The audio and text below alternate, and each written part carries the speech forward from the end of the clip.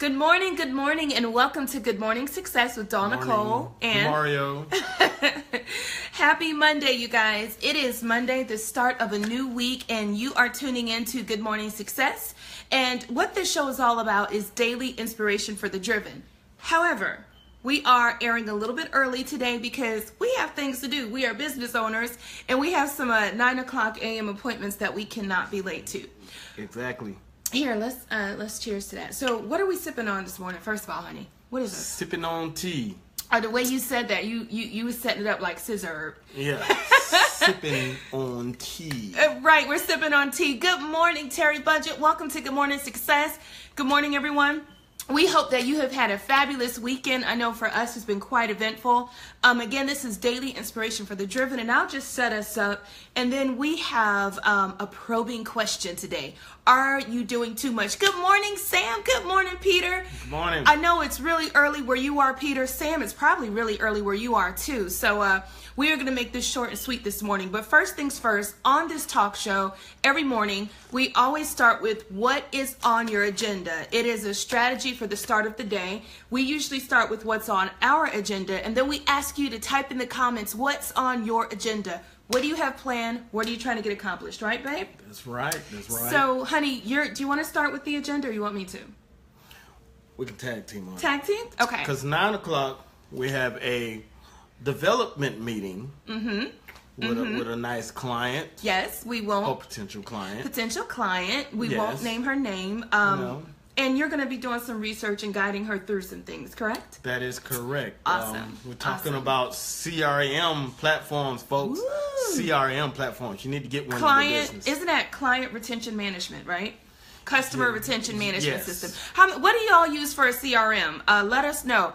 Not a notebook or Excel. That's not a CRM. Yeah, so a CRM is designed, and there are some CRMs that are an end-to-end solution where, like, from the moment well, first let's talk about what it is. A CRM, a customer retention management system or client retention management system, is basically designed for you to stay in contact with your key clients better and faster without you having to do manual labor. The game point is that it touches your client multiple times. You can create a drip campaign. You can create a strategy. Actually, I've seen some people create a strategy using like an Infusionsoft and some of the other ones where the moment they're at that networking meeting, they don't even take the physical card. They snap a picture, and their Infusionsoft is designed to capture the picture, store it in the right place, and start the first drip campaign. So there's some heavy lifting in the beginning where you set it up. You have to type in the prompts at first to set up the strategy to follow your business, but it's a great thing. So. Yes. What are y'all using? Put in the comments. What do you guys use? Good morning, Kara. It also works, it keeps you on track. It lets you know who you need to follow up with. Yes. How many times you have to follow up with them, their responses. Yes. And whether you need to put them to the dead pile or move them to the next stage. I'm going to just move your tea off the side, babe, because it's scaring me just a little bit. I had it. But yes, and those of my military folks, we started off with that SAMS, that SAMM. What is that about, honey? SAMS. It was a military-based, CRM-based system that tracks shipping of soldiers and information. Cool. Okay. So what are you all using as a follow-up tool? Now, let me just say this. If you're thinking MailChimp is not the same as a full CRM. MailChimp is more of a newsletter, a reach out, an email campaign thing. So there are a lot of people who will say, oh, well, I track how many people open up my newsletter and I send out different things. They have two entirely different purposes. Infusion can act completely like your sales staff if you allow it, if you build it correctly. Good morning, Melinda. So that's one of the things you're going to work on this morning, right, babe? Is an Infusionsoft quote and some development with this person. And probably some integration. And some integration. And some people still use the same. Okay, Sam. That's what I'm talking about, partner. See, that's my brother right there. Yes. I was just gonna say Sam is our brother. So that's what's up. So if you're a business owner, what are you using to touch base to stay in touch with people? Good morning, Melinda. Welcome to Good Morning Success. But here's the other thing. I'm gonna name 2 things we were supposed to do today, and then we're waiting for you guys to tell us what is on your agenda. What are you doing? You have to be strategic about your day. At this point, it is about 8:05 in the morning. You gotta know what your aim is for today. You gotta know, you guys. So we're interested in that. While you're doing that, What's the second thing? Well, I was supposed to do a chaperone. I was supposed to be a chaperone for our 12-year-old daughter, but the weather did not hold up. We were going to be like hiking and all this. Don't I look like I was ready for hiking?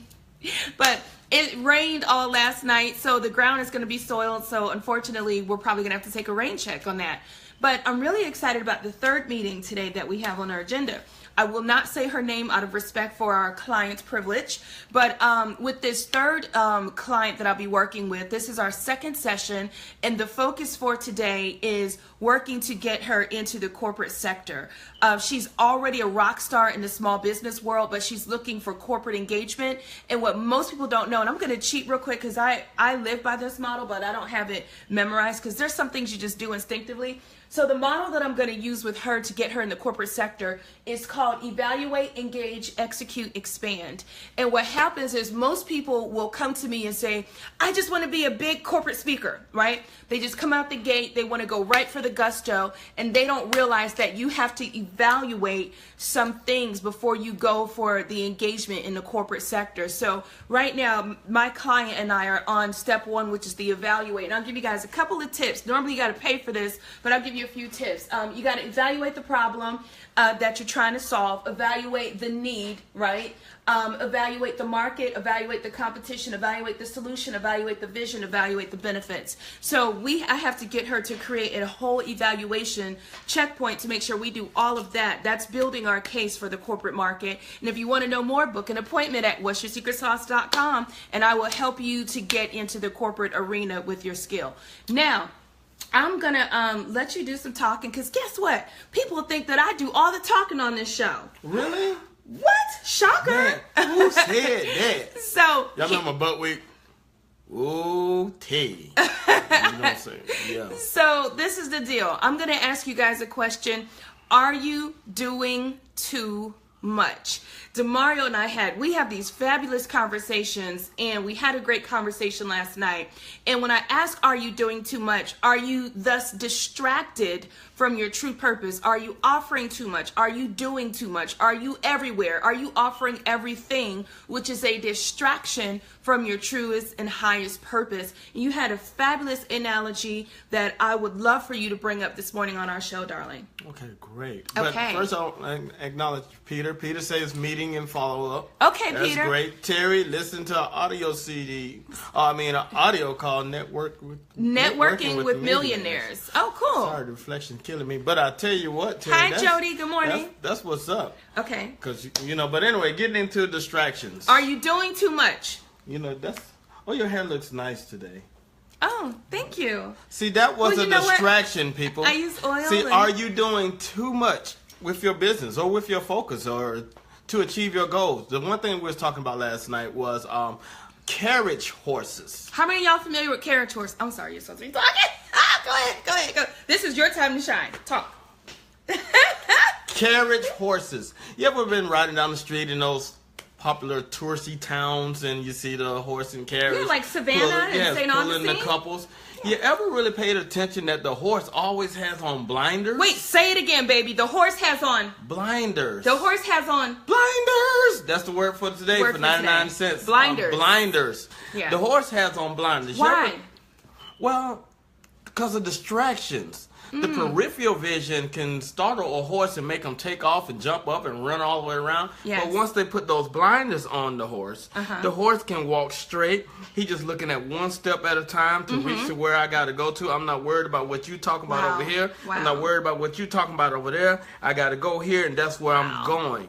So with the blinders on, he can actually do that same job all day long. All day long and not be distracted. Say it again, honey. He can do the job all day long without being distracted or even worried. How many times you see the horse? The horse is chilling. You're right. You know horse what? Just chilling. Horse just walking. The horse ain't doing all this. Hey! Right. You over there. Cars flying by, people yelling back and forth. That horse, I got a job to do. The horse I'm has not on thinking blinders. I'm not thinking about you. I got to get somewhere. I got to finish out this day. I got to get my people to a safe location. Wow. You need blinders in your business.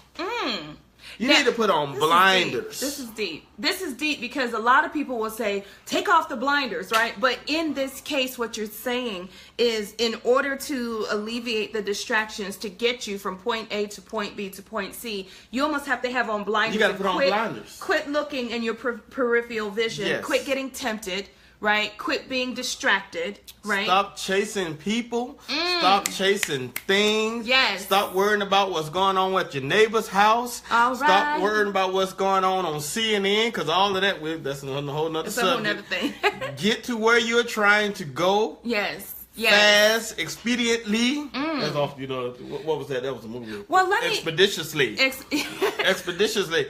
Put those blinders on because those distractions will slow you down. Yes, those distractions will steal your dream, actually. And let me give some examples. I'm going to go a little bit deep with you guys for a second. When I first started my business, and I don't know if you can relate to this or not, babe, I remember, y'all know I'm a bit of a social butterfly. And so I remember leaving corporate and coming into the full business world and entrepreneurial full time. I was at every single networking event. I was holding on to every card. I was actually calling every card. So if they were a pressure wash business, I was like, hi, my name is Nicole. We met at, right? And I'm talking and I'm meeting everybody for coffee. And one day I looked up and my numbers didn't add up. My numbers, I wasn't converting. I had to alter my message for everybody I was talking to. Good morning, Amari. And it just was not a good thing. So now let's fast forward years later. I'm at a place where I know exactly who I'm looking for. And in order to help business owners with this is going to be a very important note for you to take. In our What's Your Secret Sauce 6-step development process that we've designed just for business owners and professionals like yourself, one of the most important steps in there is something called message mastery. Message mastery is around strategically setting up your message for who you want to meet, who you want to target, why you're the best, and a compelling call to action. And believe it or not, before we ever build the message mastery strategy, we actually first define the goals of the message. Now, you might be saying, wait a minute, this is ridiculous. A message has goals? Absolutely. If you are not converting, if you're not getting referrals, if you're not closing deals, it is because you have not been strategic with your 60-second pitch. There is a way and a method that we created that you can become more strategic. But you know what it starts with? Before I ever build that strategy with the clients, we start with the goals. I say, okay, in the next 90 days, who are you looking to meet? Are you looking to meet your ideal client or your strategic partner? Now, if you're listening to me, you might be saying, well, this is a no-brainer. Of course I want to be introduced to my ideal client. I service them. Let me ask you a question. I want you to get smarter about this, okay?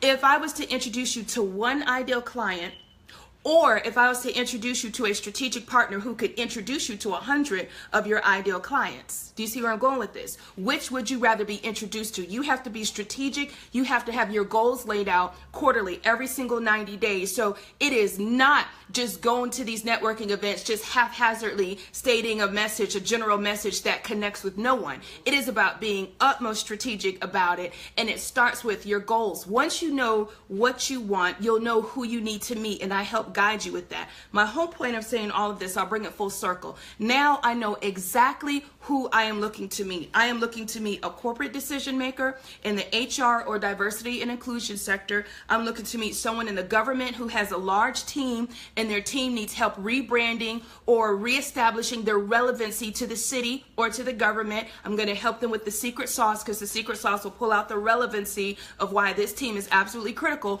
Or I'm looking to meet individuals who are branding and rebranding. I know exactly what they look like. I know exactly what I want for each one. This is why when someone on LinkedIn actually hit me up, and they did, who was a financial advisor, who said, hey, I'm new to the marketplace. I'm new from DC. This is a true story. I'm new from DC, and I'm just trying to get to know people and meet with people for coffee. I have some free time Monday and Tuesday of next week. I told her, no, thank you. I'm not interested. Now, most people be like, wow, Nicole, that's rude. It's not rude. I have on blinders. I know where I'm headed. I know my vision, and I know exactly who my A's, B's, and C's are. And so should you. Honey, you better do the music. See. Ooh, I caught the business spirit. Well, she's not an A, B, or a C. She's a D, a distraction. I'm telling you, some of you, are you doing too much? Some of you are too worried about who's getting together over where. Too worried. You going over there passing out your business card, and none of those people can afford your services, but you're over there every week. Some of you doing too much. Some of you going in your cars right now to an event that you ask yourself each time you get there, why did I come today? You're doing too much.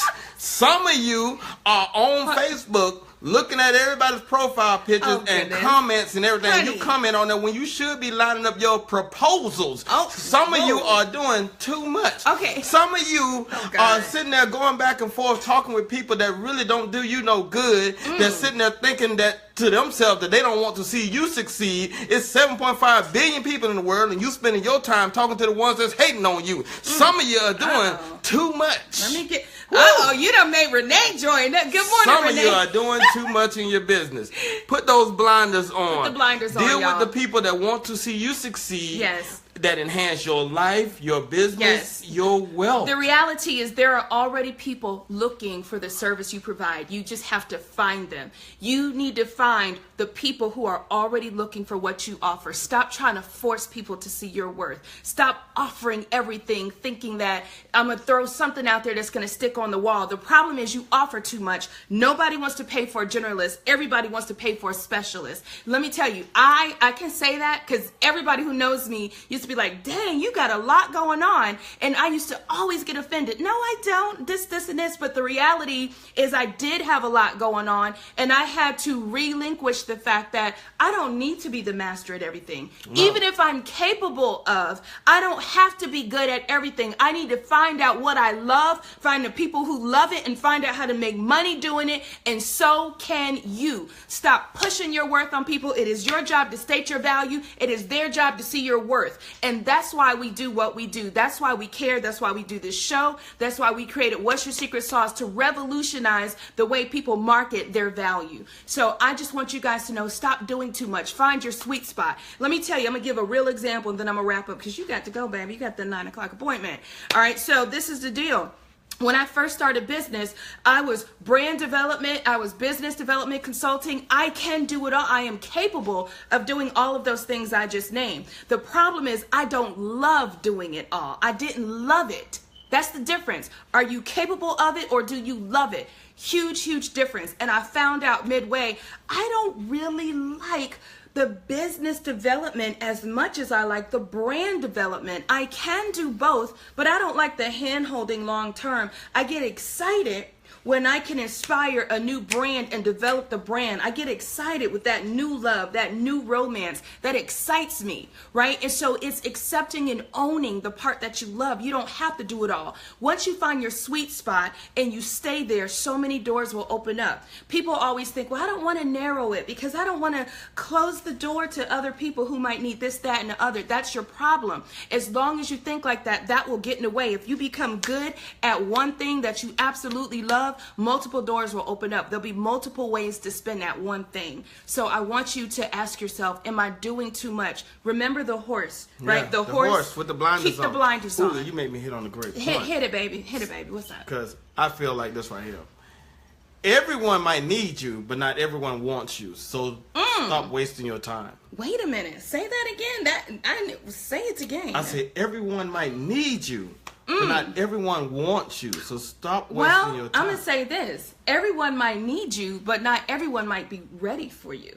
That's even, because there's a lot of people who need, want, but when you really get down in it, they're not ready for you. And I'm talking about mentality. See, let me tell you this. The quickest way to get me not to work with you is a person who wants to sell shirts, sew socks, build hats, create clay in their spare time and do poetry, right? And they want to make it all one business. And when I tried to say, listen, let's find out which thing we can do right now, get really, really good at, put those things in the parking lot. Let's build a release plan for the other things. Let's focus on one thing. When I work with someone and they still want to do it their way, if you already knew, you'd already be doing it.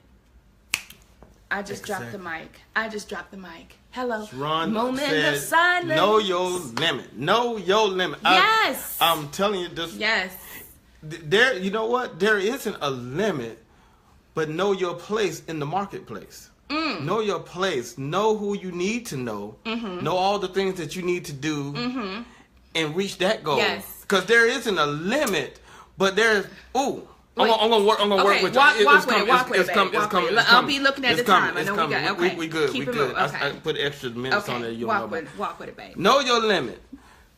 Oh, I took that a whole different way just a minute ago. Yes. Know your limit is knowing, like we say, who you need to connect with. Know the amount of people that you need to connect with. Know the limit of people, because you can't go around trying to sell everybody and not working on nobody. You know what I'm saying? So know your limit in business. Yes. If I know I can only take on 15 customers to do a quality job this month, I'm only going to take on 15 customers. Right. Because my business reputation is at stake. So therefore, know the limit of the amount of people or the amount of things that you do per month, so you can get those rave reviews. Well, and I agree with that. And this is the thing. Let me tell you, because I don't like turning down no business. If you see that the demand is great, then this is a prime time to start looking to build your team. Now, does it necessarily mean you got to hire people W-2? No.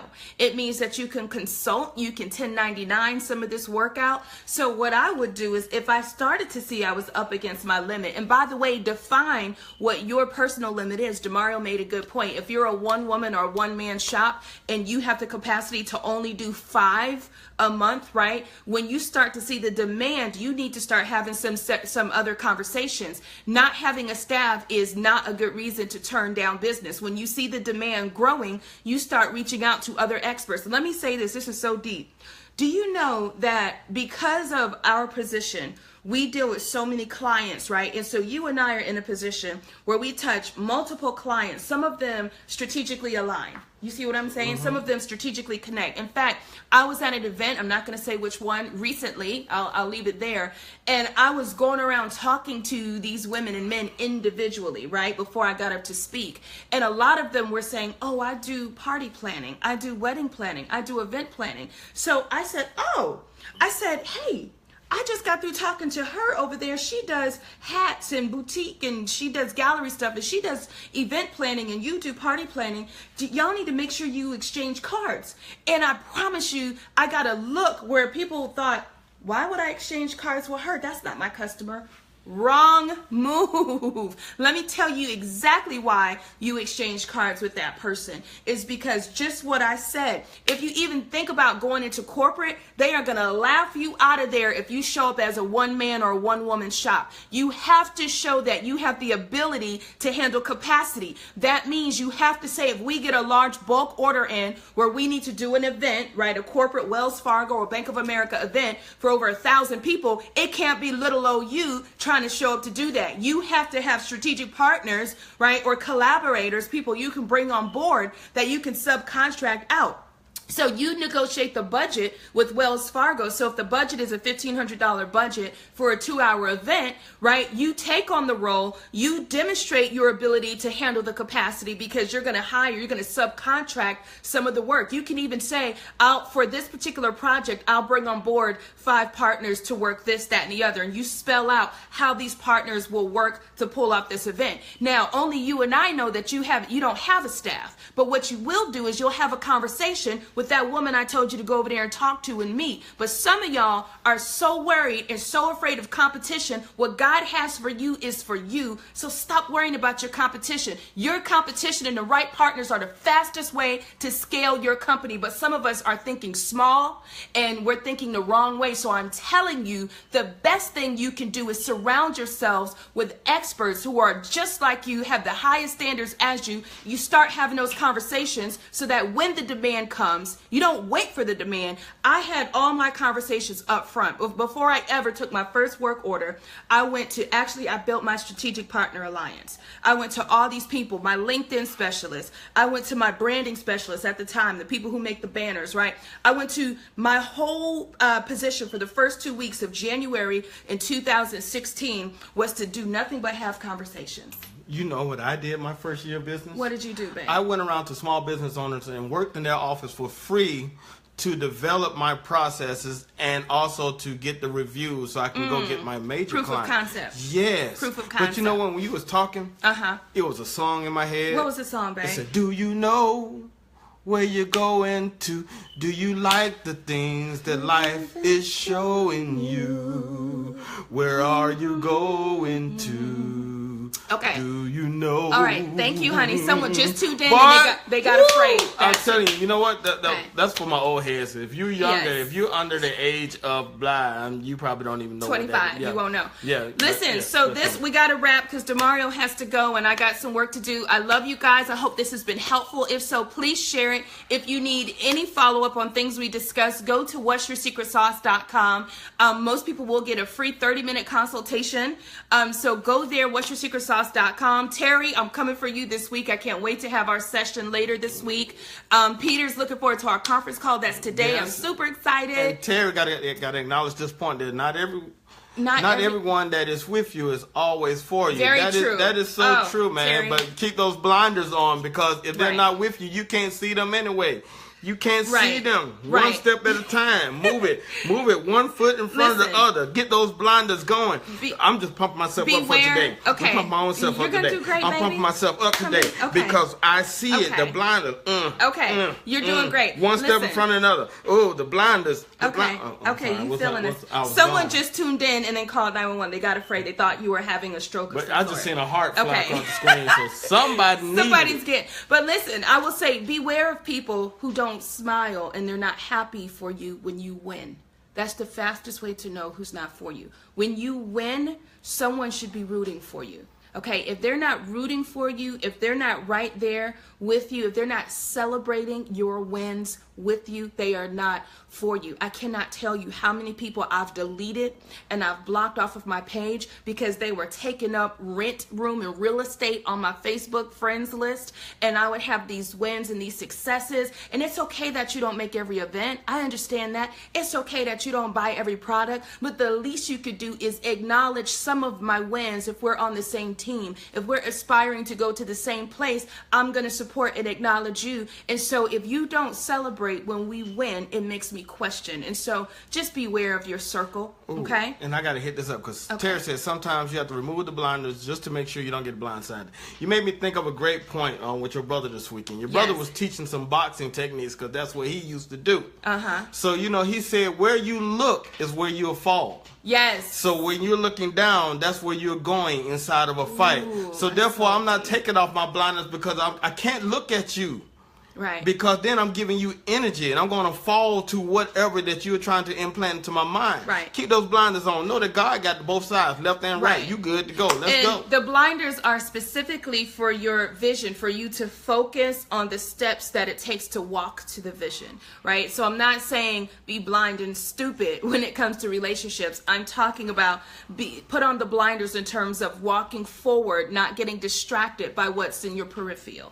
Okay, that's how the horses are able, the carriage horses are able to carry people all day long and not run amok and go wild and throw people off because they have on the blinders, they have a clear path to their destination, and they can do that all day long as they stay focused. Today's word is focus and eliminate the distractions. Good morning, Cat Corchado. Okay, guys, we love you. We got to go, babe. You got anything to say before you go?